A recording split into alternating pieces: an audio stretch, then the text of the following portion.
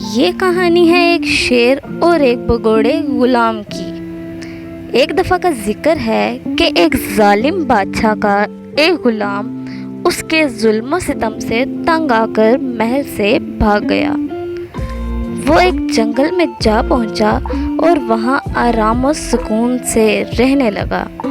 ایک دن وہ ایک درخت کے سائے تلے آرام کر رہا تھا کہ اپنے قریب ہی ایک شیر کے دھاڑنے کی آواز سنائی دی۔ وہ انتہائی خوف زدہ ہو گیا۔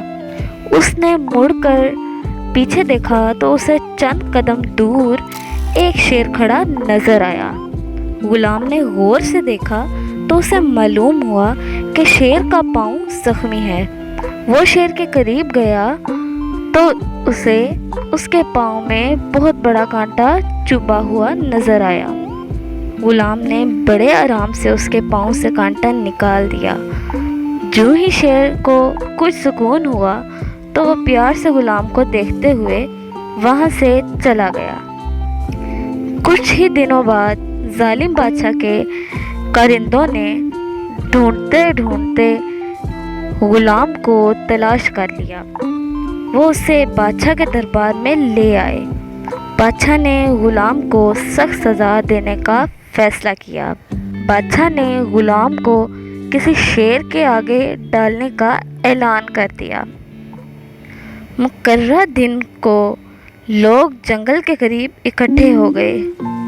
غلام کو ایک کھلی جگہ پر چھوڑ دیا گیا۔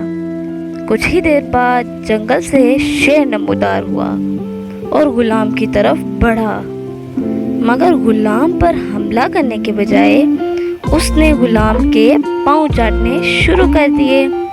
اصل میں یہ وہی شیر تھا جس کے پاؤں سے غلام نے کانٹا نکالا تھا۔